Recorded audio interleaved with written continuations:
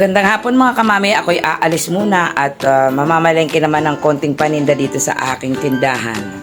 Mamasyal muna tayo papuntang Gimba mga kamami. Dito naman tayo mga kamami sa kabilang bayan namin. Magandang tanawin lahat ang makikita dyan. Puro baryo-baryo ho yan. Ang pagitan puro halos mga bukidan. Maraming mga bungang mangga, puno ng mangga dyan. Ayan, panahon ng gapasan, taniman, iba-ibang panahon, pero non-stop ang sakahan. Ayan, may nakagapas na, mayroong nakatanim pa, maganda. Dito muna ako sa palengke mga kamami. Palengke ito ng kabilang bayan namin. Kasi malalapit lang ang mga palengke dito eh. Dito naman ako sa palengke. Mamaya na ako sa grocery. Na tayo sa palengke mga kamami. At titingin muna tayo ng ang sasariwa ng mga gulay, oh. Magbili kaya tayo ng ganyan, oh. Yung ganun, oh.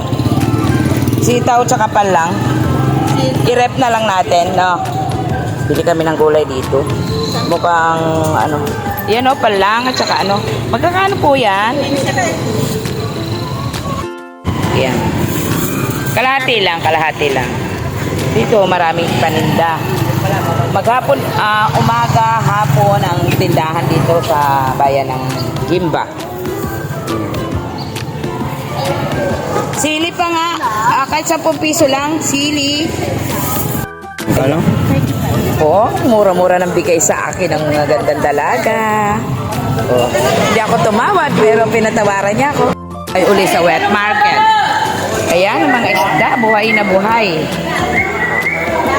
Dito po kasi yung malaking palengke.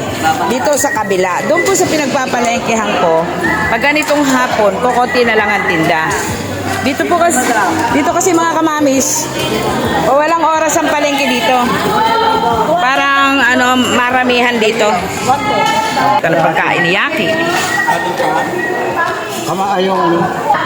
Rating ulo. Bibidyohan ko sila, baka mapatawad kami. Mga kamami. Yung atay ni Yaki. Ayun. Ito.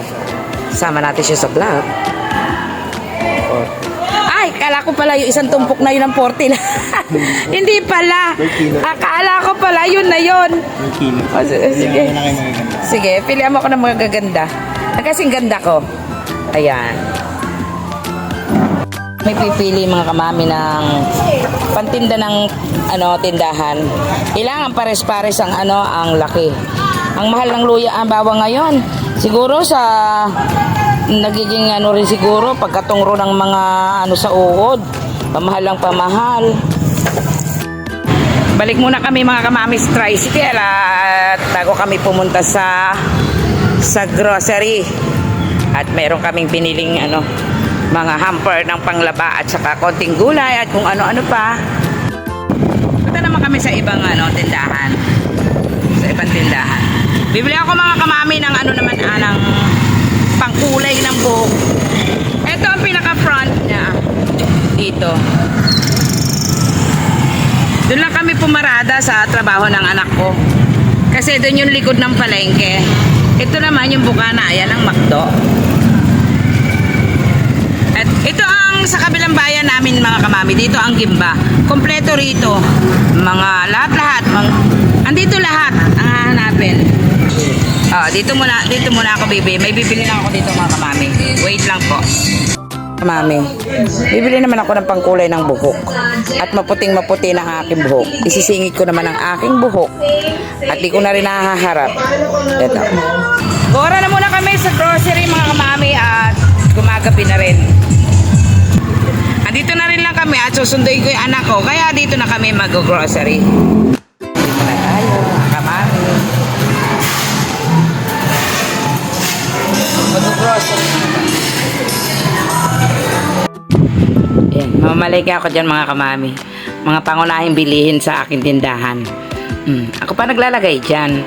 Siyempre, control muna kasi yun lang mga wala naman ang bibiling ko lang.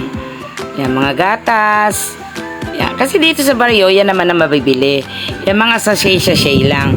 Kasi kung malalaki naman, sa mga bayan na sila pupunta. Yan, bili naman ako ng toothpaste namin dyan. Kasi pag nauubusan, puro sachet na toothpaste at tindahan ang kinukuha, mas magastos. Yung mga pangunahing ginagamit ng mga babae, ako wala na yan. May edad na. Hindi ko na ginagamit yan. Mga dalaga lang. Siyempre, ako pa lang dyan kumukuha, kaya medyo hilo pa kung ayaw ng asawa kong pumunta dyan sa area na yan. Di raw siya bagay dyan, nahihiya. Kaya ako ang kumukuha. Ewan kung nasa siya dyan. Kaya yan ang mabibili dito mga kamami, mga sachet. Ayan. Lilipat ko na sa asawa ko ang pagbibili. Dahil ako nahihilo. Nagbibideo ko, pumupulot ako. Siyempre, tinitingnan ko din ang presyo. At control lang din ang aking pamalengke. Konti lang naman ang dinala ko. Siyempre, tinignan ko lang ang wala sa bahay. Piliin ko lang yung mga nilista ko dyan. Hindi naman lahat bibiling ko. Yung asawa ko naman dyan, piling anli ang aming pamalengke. Kaya aabot ang pigil ko sa kada dampot niya. Sa bagay, hindi naman niya alam mga kamami ko ano bibilin dahil hindi naman nagbabantay ng tindahan niyang asawa ko eh. Basta ako, nilista ko, hindi rin niya alam kung ano yung dadamputin niya. Basta tinuturo ko na lang kung ano yung kukunin niya. Ayan, piling anli Sabi ko konti lang. Hindi marami. Kasi ayoko din naman na naluluma. Yung natatambakan ba sa tindahan. Siyempre, gusto ko kontrol lang din. At pag wala na naman, bibili. Dahil araw-araw naman kami dyan sa Kimba. Hindi pala ako yung asawa ko. Bibigyan ko lang ng faktura yung asawa ko. Pamamalengke ko sa anak ko. Halos araw-araw naman dyan sa Kimba. Sa bayan na yan. Kasi, dyan nag-work yung anak ko. Hindi dyan sa grocery na yan Sa iba. Kaya lang, malapit naman dyan siya. Kaya, pag lumalabas, nabibili ko na rin. Ayan, nagpakuha pa ako ng asukal kasi nakalimutan ng asukal.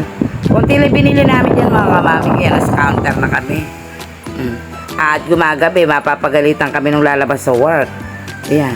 Mapapagalitan ako ng asawa ko dyan pag nakita tong video na to. Kasi puro pa-side at patalikod ang kuha ko sa kanya.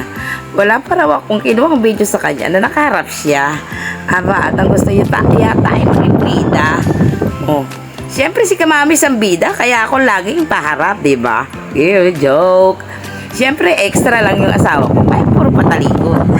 Hindi, nagbibiro lang po ako mga kamami. Siyempre, yun ang kuha ko sa kanya. Nahula ako, mabilis siyang maglakad Nahuhuli ako.